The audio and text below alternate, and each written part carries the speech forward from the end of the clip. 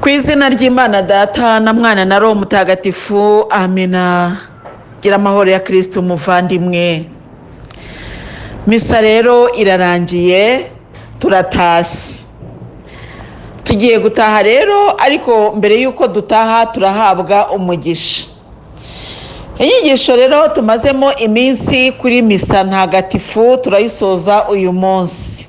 Turashima Imana yadusobanuriye misa, kuko hari ibintu byinshi tutari tuzi twagiye tumenya kandi byatugiriye akamaro. Reka rero dusome uko Nyagasani Yezu yatubwiye ku muhango wo gusoza cyangwa gutaha. Nyagasani Yezu ati, mwarangiza rero mukaza guhaguruka mutashye. Iyo muhagurutse rero mutashye, abamarayika barabaherekeza, abatagatifu baba hafi, maze bakajya basenga batakamba ku bwanyu. Isengesho ryabo rihoraho. Muvandimwe, Nyagasani Yezu arashaka ko tujya dusobanukirwa ibyo yaduhishuriye byose, kuko ni ibyacu. Ubwo rero muri iki gihe cyo gutaha hari umuhango usoza gutaha nyine muri iki gitabo cy'umukristo, nawe reka tuwusome, kuko hari igihe bivuga gutya benshi bakaba batanakibyibuka kubera ko badaheruka mu misa. Hari abantu bari muri izi audio wenda mu misa batari bakijyayo, hari abajyagayo kubera impamvu runaka za zindi twagiye tureba mu minsi ishize. Noneho rero wenda navuga ni muri iki gice bigenda gutya, ugasanga benshi batibuka n'amagambo avugwa muri icyo gice. Reka rero nayo tuyumve. Umusaseridoti aravuga ati, Nyagasani Yezu nabane namwe. Natwe tugasubiza ngo nawe kandi muhorane. Ushobora byose nabaho umugisha, Imana Data na Mwana na Roho Mutagatifu, amina. Nimujyana amahoro ya Kristo. Tugasubiza ngo dushimiye Imana. Ubwo rero bakabona gutera indirimbo yo gusoza misa, tugataha. Kuri uyu muhango rero wo gutaha gusoza misa, ndagira ngo twongere nabyo tubivugeho. Ku minsi mikuru bagenda batanga umugisha utandukanye n'usanzwe. Uyu ni umugisha usanzwe kuri misa zisanzwe.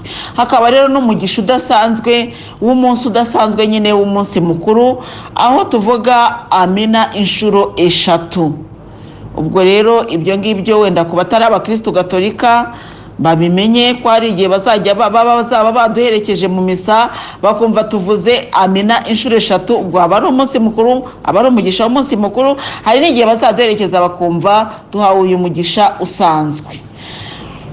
Hanyuma rero ubwo iyo bamaze kuduha nyine umugisha, hakurikiraho umuhango wo gutaha.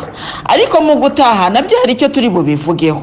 Ntabwo padiri amara gusohoka ngo nawe uhite usohoka, ahubwo ku bakristo benshi ari nayo disipline nziza, urareka indirimbo yo gusoza ikarangira, kubera yuko irya ndirimbo nayo iba ari isengesho riherekeza abatashye. Nubwo padiri yatanze umugisha, ariko hari n'indirimbo igiye gutanga umugisha. Byaba byiza rero dutegereje ya ndirimbo itanga umugisha kugira ngo nayo tuyibone. Haleluya. Hanyuma rero muri za kiliziya zimwe na zimwe hari ahantu nyine barangiza gutanga umugisha no kuririmba indirimbo isoza, bagashyiraho andi masengesho abakristo nyine bihitiyemo, amasengesho magufi nyine matoya, kugira ngo mbese dusoreze hamwe. Noneho rero ibyo ngibyo icyo gihe bihari, kuba wenda kuba Kristo batihuta cyane, kuko hari abantu basoza misa bihuta, hari abantu bamara guhazwa bagahita bagenda bitewe na gahunda wenda afite, bitewe nuko abona uko amasaha yamugonze. Mbese muri makeya biterwa nuko wumva wihuta. Ariko ku mukristo utihuta wajaje mu misa, aricyo cyamuzinduye, ajya ategereza indirimbo irangire. Nirangira rero abone n'uwo mugisha nyine w'iryo sengesha abakristo nyine baba bavugiye hamwe nyuma yo kuririmba indirimbo yo gusoza. Reka rero dukomeze uko Nyagasani Yezu yabitubwiye. Bana banjye, misa ni igitambo gikomeye, ndakibabwiye. muri iki gihe rero cyo gutaha, ikindi kintu Nyagasani Yesu yatubwiye kiba ari igihe cyo kuzirikana ngo ntahanye iki. Hari ibyo twabwiriwe mu kiliziya, twabwiriwe mu misa, hari n'ibyo tugomba kuba dutahanye. Wenda byose uko twabibwiwe ntabwo ariko tuba tubyibuka, kuko nk'iyo padiri ari kwigisha hari igihe abaza, tumaze gusomerwa ivanjiri, noneho padiri akabaza ati iyi vanjiri yanditswe nande, ugasanga abakristo benshi ntibanazi uwayanditse. Bikanavuga ngo no kumenya wenda ngo iravuga iki, abenshi burya baba bayitakaje mu mitima yabo, ariko naho biba byatakaye gutyo, hari icyo tutagomba kwirengagiza. Haleluya, nuko tugomba kugira icyo dutahana. Turatashye rero tugomba kugira icyo dutahana, tukaba dutandukanye na babandi twasize mu rugo, babandi batajya bajya mu misa. Ndibuka kera njya mu misa iwacu mu cyaro, twajyaga duca nko ku tubari cyangwa se ku ngo zimwe na zimwe, twabaga tuzi ko abantu batajya bajya gusenga, tukababona wenda bahagaze ku marembo. Hari ubwo twavaga mu misa dusanga bahagaze ku marembo y'iwabo, cyangwa se ugahura nawe ujya mu misa agiye guhinga. Mbese hari abantu bameze gutyo. Ese wowe wagiye mu misa utandukaniye n'uwo muntu utagiye mu misa? Wa wundi umva misa nta kimubwiye, umurushije iki? Aho rero niho tugomba kwisuzuma twebwe abagenzi bagana mu ijuru, tukareba niba koko hari icyo tugenda twunguka muri aya masengesho dukora. Nuko rero Nyagasani Yesu agakomeza ati, mumenye ko mugomba kujya mujya mu misa muciye bugufi, kuko ibihabera ntabwo ari byo mubonesha amaso yanyu. Nabaye igitambo kimwe rukumbi kugira ngo mwese mubabarirwe. Burya rero igitambo washoboraga kujya utamba iyo nagutabara cyari icyuko mwese mugera mu misa mukajya mwikubita hasi, hakaza abamarayika n'abatagatifu bo kubakubita bakabanoza kugira ngo babakuremo ibyaha. Ariko icyo gihe cyaratambutse, kuko ubu ngubu iyo muhagaze, iyo muhageze ngaragara nk'uwababaye, mwese mukinjira muri jyewe. Bavandimwe rero, ibingibi Nyagasani Yesu adusobanura nibyo. Ni ukuri, iyo ataza kuba igitambo cyabaye igitambo gitanzeho igitambo kitagira inenge, twari kuba tubarwa mu banyabyaha, mbese navuga ngo baruharwa. Ntabwo twashoboraga kugera muri ubu butagatifu, muri ubu butungane. Twongere twibukiranye yuko kera mu buryo bwo gusenga bagiraga hanze y'ahera cyangwa y'ahatagatifu, bakagira ahatagatifu n'ahatagatifu cyane, hahandi hitwa ahera cyane. Aho hera cyane cyangwa hatagatifu cyane hagerwaga n'uri intungane. Twebwe rero iyo tugiye mu misa twegereye cya gitambo cy'Ukaristiya, twegereye, mbese muri make tuba turi ahera cyane, ari naho habaga ubushyinguro bw'isezerano. Mu by'ukuri iyo turi mu misa rero tuba twageze ahera cyane, kandi ntacyo tuba. Ahera cyane rero hagerwaga n'umuherezabitambo, ariko nawe wiyejeje bikabije. Iyo usomye mu gitabo cy'iyimuka Misiri, ubona ukuntu Musa yajyaga agera ahera abandi bayisirayeli batemerewe kuhagera.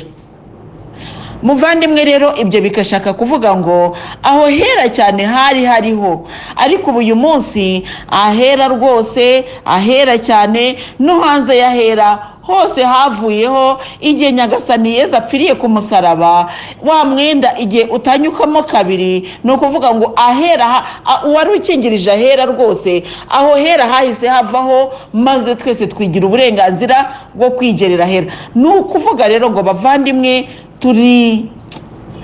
navuga se ngo turi abatoni, turi abatesi mu maso y'Imana, mbese turi mu gisekuruza cyatese koko, ko tubasha kugera ahera twese, ndetse ahera cyane twese tukahavogera, tukajya tukarya umubiri wa Kristo, rwa bushyinguro bw'isezerano tukabukoraho, tukabukiniraho. Nyamara kera ntibyashobokaga. Niyo mpamvu kudakizwa uyu munsi, ntabwo nzi ko hari imbabazi Nyagasani azatugira nitutemera gukizwa uyu munsi. None rero Nyagasani Yesu aratubwira ati, mwari kujya muza abamarayika n'abatagatifu bagatangira kubakubita. Kubera iki? Mwari kuza muri abanyabyaha, noneho mukaza muje gukubitwa kugira ngo bya byaha bigabanuke muri mwebwe. Kandi murabizi mu muco wacu ku isi, iyo umuntu agira ingeso mbi ari umunyabyaha, ubwo nibyo nshaka kuvuga, niba ari umwana, niba ari n'umuntu mukuru uri mu byaha, ikintu abantu bamukorera ni ukumuhana. Guhana rero umunyabyaha ni gute? Yari mukuru bamushyira mu nzu y'imbohe, yaba ari mutoya nyine nk'umwana mutoya, tugafata inkoni tukamukubita kera bicyemewe. Ariko icyo nashakaga kuvuga ni uko habaho guhana umunyabyaha, guhana umuntu udashaka gusohoka mu ngeso mbi.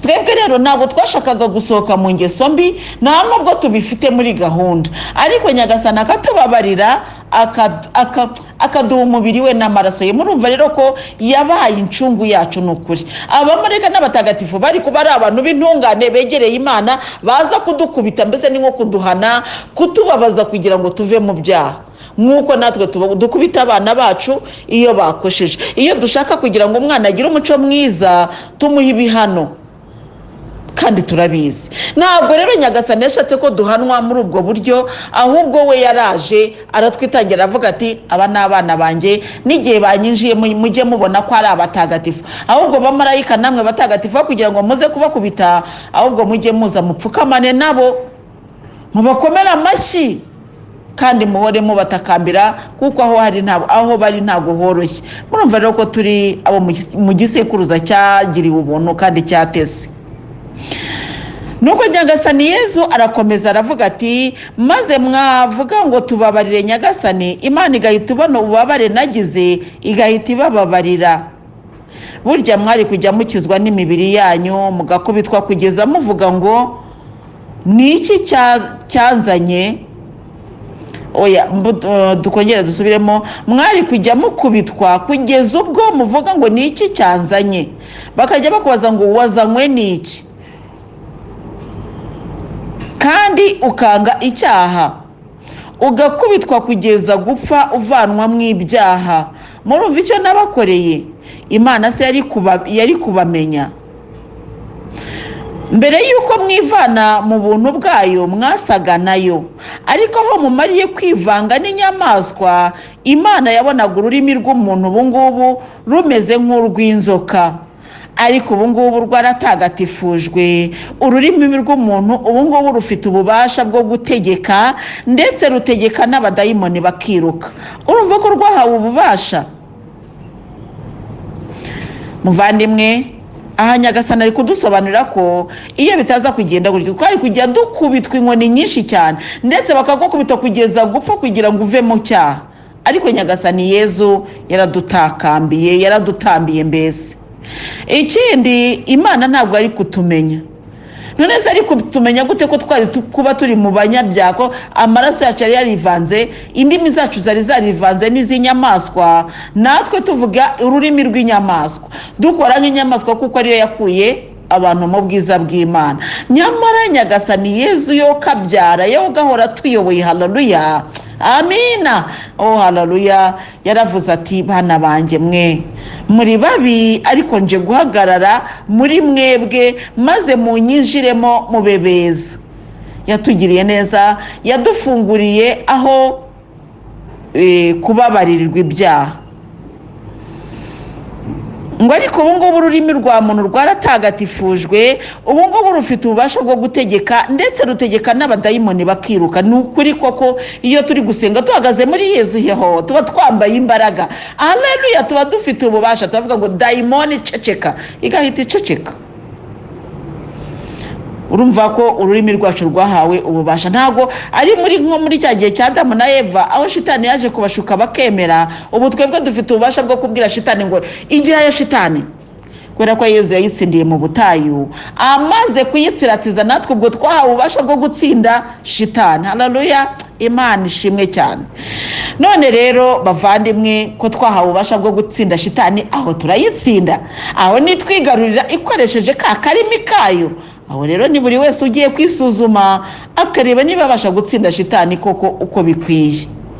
ariko ububasha bwo kuko Yesu yaravuze ati nahawe ububasha bwose mu ijuru no mu isi, ngaho namwe mbahaye ububasha. Yarabuduhaye, haleluya, yarabuduhaye kandi turabufite koko. Ese ibi mwigishije ninde wabikwigisha? Uwo ni Yesu uvuga. Ninde wabiguhishurira? Ninde wabikubwira? nta wundi uretse roho w'Imana, uretse Yesu ubibamo, uretse ijuru ryafungukiye kubitubwira. Bityo rero bavandimwe, izi nyigisho nimukazifate nk'inyigisho z'ubuyobe, kuko nta kindi zibashishikariza uretse kuvugurura uburyo mwasengaga. Hari uburyo wajyaga ujya mu misa ukirangarira. Ubuhamya ni bwinshi cyane, abavandimwe mwagiye munyereza ubuhamya bwinshi bugenda buvuga ukuntu mwari muri mu migenzo, mugasenga musa naho mutazi icyo mukora, ariko uyu munsi murasenga musobanukiwe icyo mukora, murasenga rwose muri mu Mana, kubera yuko Nyagasani Yesu yanyohereje akambwira ati ngaho genda ubasobanurire. Ubwo rero bavandimwe, kuva naraje kubasobanurira, ndahamya ko mutakiri babana. Pawulo intumwa yabyandikiye Abanyefeso avuga ati ubwo rero ntituzaba tukiri abana basaba yangwa, maze ngo twangaranwe n'umuyaga ubonetse wose w'inyigisho ziturutse ku buhendanyi bw'abantu no ku buriganya bwabo bubayobya. Ni ukuvuga rero ngo ibu ntabwo tugisaba yanganywa, ntabwo ariko akunda umuntu ashaka kuza akakubwira ngo waruze n'ikindi ngo misa nta kigenda. Reka Nyagasani Yesu yanyohereje kukubwira, maze kukubwira urafashwa kandi usanga ibyo nkubwira ari ukuri, nawe ureka rero kuguma kugenda inyuma, navuga ngo mu kigare cyangwa se mu bintu by'ubuyobe. Muvandimwe mwiza rero, nguko uko Nyagasani yakwiyigishirije. Haleluya. Nanjye rero yanyohereje kuri wowe nk'umugaragu uciye bugufi, ariko kandi ngomba kukubwira iby'ijambo ry'agakiza. Kandi ndarikubwira, ntabwo mfite ubute, ntabwo naniwe rwose, nzakomeza ndikubwire. Ariko Nyagasani Yesu akakubwira ibi ninde wari kubikubwira? Nubwo biriho rero, ntabwo abantu bose babyumva. Nkuko nabivuze mu minsi ishize, hari umuvandimwe wambwira ati kuki abapadiri batigisha nk'ibi mu misa, kuki abantu batamenya ibi bintu? Ni ukubera ko mu by'ukuri ingabire y'Imana yaratanzwe, ingabire z'Imana zaratanzwe, ariko nanone kumva n'ubushake. Ntabwo ari ku mbaraga. Haleluya. Ntabwo ari ku mbaraga ko tuzumva, ahubwo ni ku bushake. Nongere rero, hari umuvandimwe wambajije mu minsi ishize ati ijambo haleluya ntabwo rivugwa mu gisibo. Mbivuga kenshi, ariko nk'ubu ngubu ndarivuze, ndavuga reka nongere nabyo mbivugeho, ntabwo ari bibi. Izi nyigisho ndi gutegura ntabwo nubwo turi mu gisibo, ariko ntabwo zivuga necessairement ko ari zo mu gisibo. Izi ntabwo ari inyigisho zo mu gisibo bavandimwe, kuko tuzazumva no mu gihe kitari cy'igisibo. Nk'uko wenda tuvuge urugero, mfashe ku nyigisho z'amaturo. Muzi ko mu minsi ishize twasubiyemo inyigisho z'amaturo. Ntabwo rero niba zarateguye mu gisibo, ntabwo ari ngombwa ko zumvikana ko ari zo mu gisibo. Oya, nta nubwo ari na ngombwa ko bigaragazwa ko ari mu gisibo, kuko ijambo haleluya ni ijambo ry'umutsindo, ni ijambo mbese kuva ryavugwa ryabaye ijambo ry'iteka. Haleluya. Ni ukuvuga rero ngo ushobora kuvuga haleluya mu gitondo, saa sita na nimugoroba. Ushobora kuvuga haleluya igihe icyo ari cyo cyose, no mu gisibo wayivuga, nubwo kiliziya itubwira iti mwe muretse, kuko kiliziya iri kwibuka ububabare bwa Yesu. Ariko nubwo kiliziya iba iri kwibuka, nayo irabizi neza kwishingiye kwizuka rya Kristo. Haleluya. Ni ukuvuga rero ngo kubera ko tuzi ko Kristo yapfuye akazuka, twebwe ukwemera kwacu guhagaze mu izuka. Nubwo rero turi kuzirikana ku bihe by'umubabaro wa Kristo, ariko si byo twicayemo, ahubwo turabyibuka. Twabyibuka rero tukifatanya na kiliziya y'isi yose mu kutavuga haleluya, ariko atari uko haleluya ari ijambo ripfuye.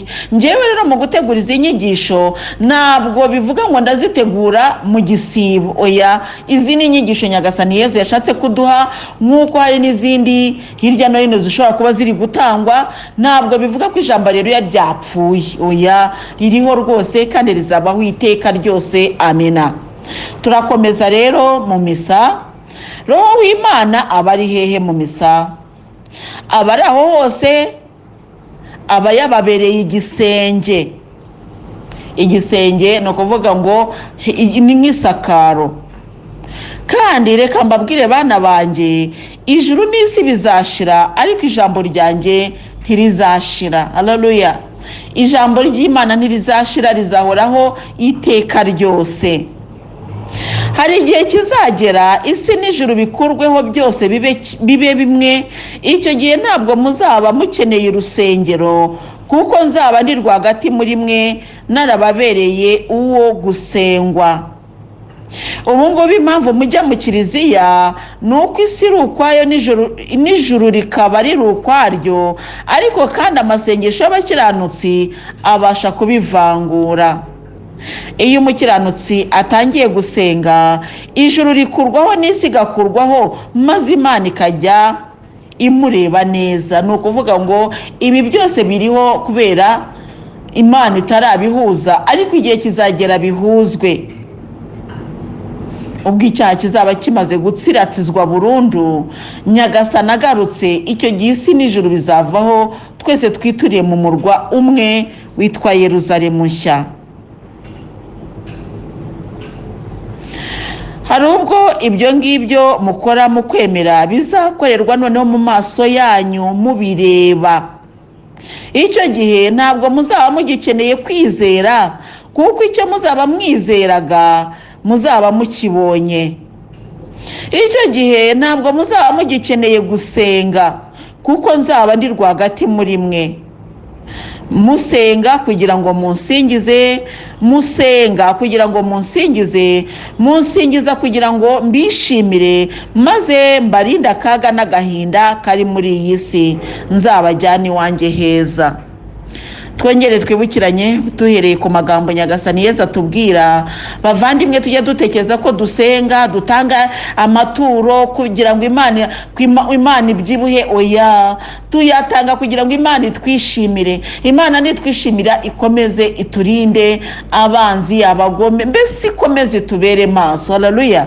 Ntabwo rero dutanga amaturo, ntabwo dushima Imana kugira ngo yishime maze ibyibuhe, cyangwa se ibone ikirya, cyangwa manda yayo yiyongere. Oya, ni twebwe ubwacu bigirira akamaro. Isi nimara gukurwaho n'ijuru rigakurwaho, icyo gihe muzaba mundeba, nzaba ndi rwagati muri mwe, mwabaye abageni ndi umukwe.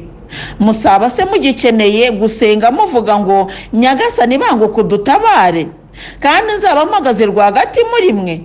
Icyo gihe muzaba mukeneye abaherezabitambo se, kandi nzaba ndi igitambo kimwe rukumbi ndi hagati yanyu. Muzaba se mutakambira iki? Ndabakunda abana banjye. Ibyo nakoze byose nabitewe n'urukundo, kandi urukundo nabakunze ni urukundo rutazigera rucuya. Gucuya ni uguta ibara, ni uguta ubwiza wari ufite. Urukundo rwa Kristo ntabwo ruzigera ruhinduka na buhoro na rimwe, ntabwo bizigera bibaho. Ingoma ya Kristo ntizagira iherezo, mbese Kristo twayobotse n'uwo nguwo. Isi n'ijuru bizashira, ariko amagambo yanjye ntazashira. Nta jambo ryanjye na rimwe nababwiye rizigera ringarukira ridakoze umurimo waryo.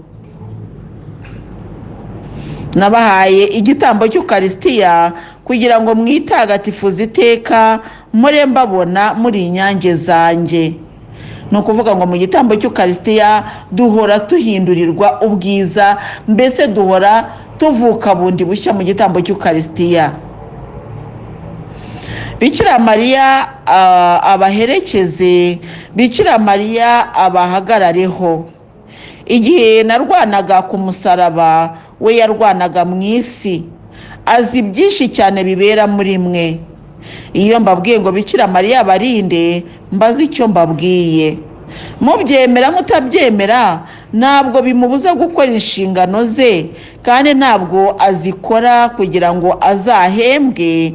Yarahembwe, yaragororewe, byararangiye, ahubwo azikora kugira ngo mukire. Mwebwe bana banjye, mwebwe bana mukundwa n'ijuru, abikora kugira ngo mukire.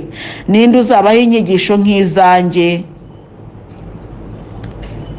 Roho w'Imana ari kumwe namwe kugira ngo munkorere. Aya magambo mbabwiye yihishe benshi koko, benshi ntibayasobanukiwe, benshi ntibayumva, benshi ntibayazi. Ibyo bigutere gusabira abasaseridoti kuko bakora umurimo ukomeye kandi abenshi ntibabizi. Burya iyo utura igitambo ntabwo aba ahagaze hamwe namwe. Iyo mutura igitambo ntabwo aba ahagaze hamwe n'abakristu, aba yazamutse ari kuri esikariye yo hejuru cyane. Ntabwo aba agaragara nk'amwe, aba afite intoki ntagatifu kuko zasizwe amavuta matagatifu rwose. Bavandimwe rero, nubwo mu misa tujya tubona umusaseridoti ari kumwe natwe, ariko burya nk'uko tubona ari kuri aritari, kandi kuri aritari tutajya dupfa kuhagera, ni nako burya no mu ijuru umusaseridoti aba atari kumwe natwe. We wese aba yabaye mutagatifu kandi yahindutse, ntabwo aba ari wa wundi usanzwe uzi mu ntege nke ze za muntu. Nongere mbabwire ngo musabe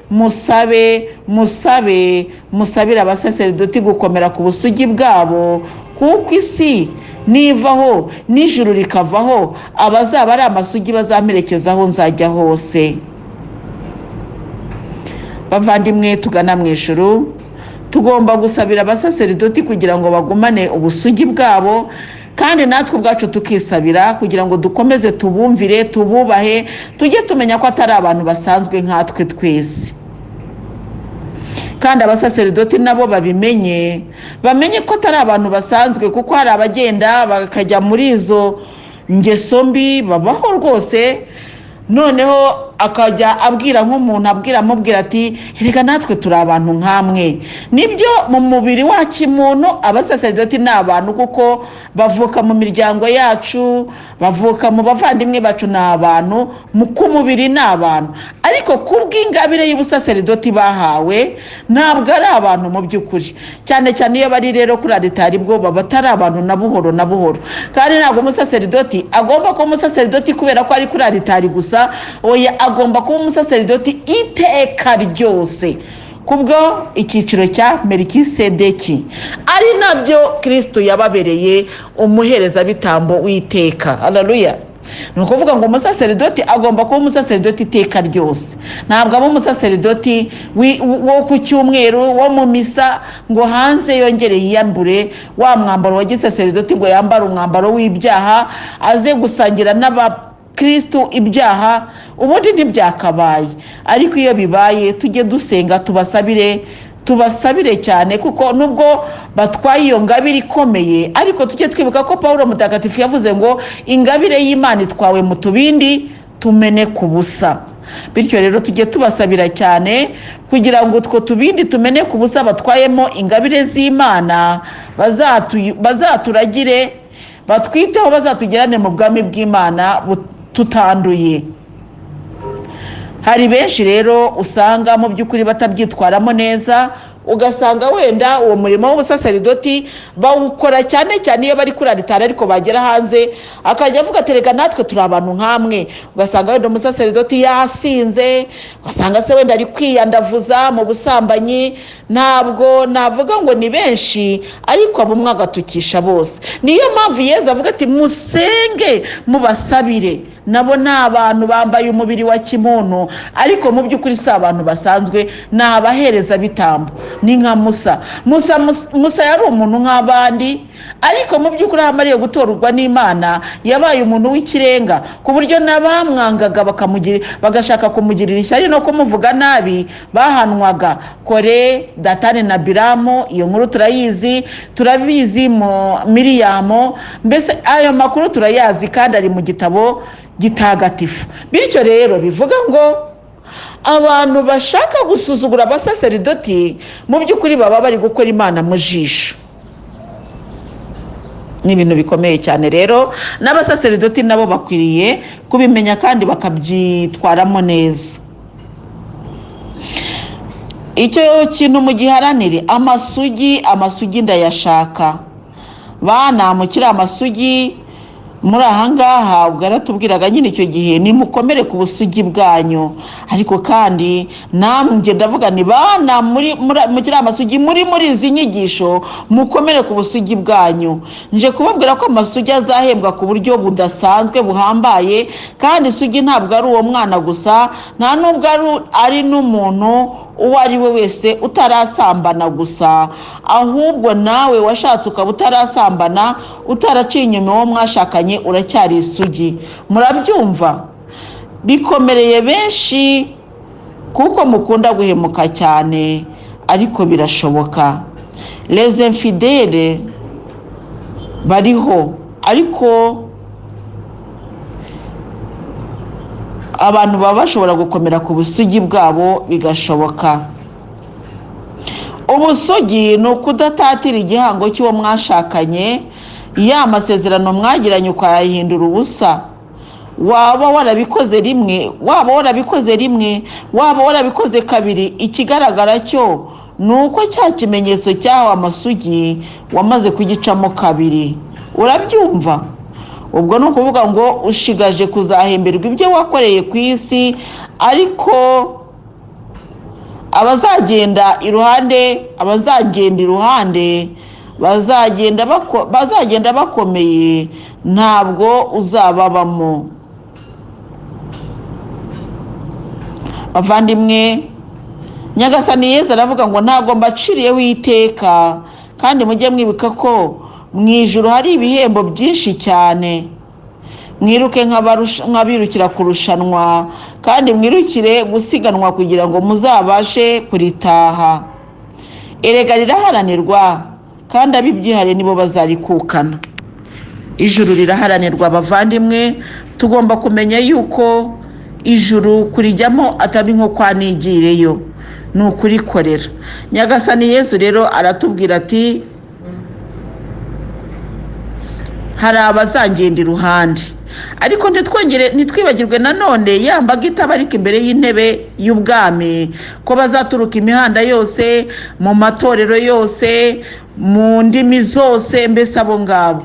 Gusa nk'uko nabisobanuye mu gihe gishize, hari abandi bazaba bari gurupe yihariye y'abantu batigeze bagize ubusugi bwabo, akaba ari nabo bazagendana na Yezu aho azajya hose, nk'uko biri mu gitabo cy'ibyahishuwe. Nyagasani Yezu rero aravuga ati mwirukire kurushanwa kandi mwirukire gusiganwa kugira ngo muzabashe kuritaha. Ni ukuri ibingibi birakureba muvandimwe, inyigisho twese tuyiherewe hamwe uyu munsi, ariko uburyo bwo kuyishyira mu bikorwa buraturuka kuri wowe. Nshobora kumara kuyumva nkavuga ni ubu none guhera uyu munsi ndahindutse, sinzongera kujya mu misa ngiye kurangara. Hari n'undi ubivuga akavuga ibingibi nyine umuntu arabyumva nyine nuko umuntu aba yabyumvise. Hari n'undi uvuga ati ibyo nibyo buyabati, ibyo ni ukubeshya. Ibyo rero uko abantu bagenda bakira inyigisho niko kuzagenda gutuma bahinduka mu buryo butandukanye, ni nako n'ibihembo bizaba bitandukanye bitewe nuko tuzaba twarabyitwayemo tukiri mu isi.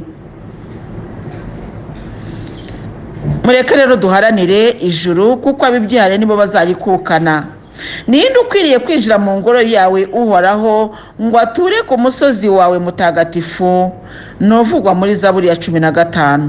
Ubwo Zaburi ya 15 rero muvandimwe urahamagarirwa kuyisoma kugira ngo wumve abazinjira mu ngoro y'uhoraho. Nyagasani Yesu rero amaze kutubwira gutyo, amaze kutwigishiriza kuri misa, nk'uko maze iminsi mbivuga, nk'uko maze iminsi mbisoma, Nyagasani Yesu rero yaravuze ati mbahaye umugisha. Mu gihe tugikoma amashyi tuvuga tuti yo twakiriye umugisha, aravuga ati mbahaye amahoro, mbahaye amahoro, mbahaye amahoro, ariko sinyabaye nk'uko isi iyatanga. Mbahaye umubyeyi Bikira Mariya kugira ngo akomeze ababere nk'akabando k'iminsi. Muvandimwe mwiza rero, Nyagasani Yesu amaze kutubwira aya magambo, twari dushoje misa. Nubwo twayishoje gusa ariko ntabwo ibirangiye, kuko hari amagambo y'umwanzuro Nyagasani Yesu yatubwiye nayo tutagomba kwirengagiza. Ubwo rero aya magambo y'umwanzuro nayo tuzayasoma, twumve ukuntu abantu bakwiriye kubaha igitambo cy'Ukaristiya. Twarabyumvise rero, ubuhamya bwinshi buri kugenda bugaruka bumbwira ngo mama Louise warakoze misa rwose, ntabwo tuzongera kuyijyamo mu burangare. Mbese ubuhamya burahari pe, kandi koko buri wese wumvise izi nyigisho afite icyo yungutse byanze bikunze, keretse hari utarazumvise. Niyo mpamvu ngira ngo mbwira abavandimwe aboherereza abandi amaudio mujye muyabohereza, ariko ukore ku buryo wumva koko n'izi nyigisho zumviswe. Nusanga atazumvise urekeraho kuguma kumwohereza, kuko ntabwo ari ugutsindagira umuntu ibiryo, nta nubwo ari no kumupfundapfunda, ahubwo ni ubushake bw'uwo muntu kugira ngo yakire ibyo Nyagasani aba yateguye. Bavandimwe beza rero, dukomeze dushima Imana yatugiriye ubuntu ikaduha misa, kandi dukomeze dushime, kuko hari byinshi cyane Imana igenda iturinda ntitubibonesha amaso ngo dushime, ariko Imana iba yabikemuye, kandi bikemurira kwiyubahisha kuko ari Imana. Tugira amahoro ya Kristo rero, kandi uyu mugisha Nyagasani Yesu aduhaye tuwutahane twese, ku izina ry'Imana Data na Mwana na Roho Mutagatifu. Amina.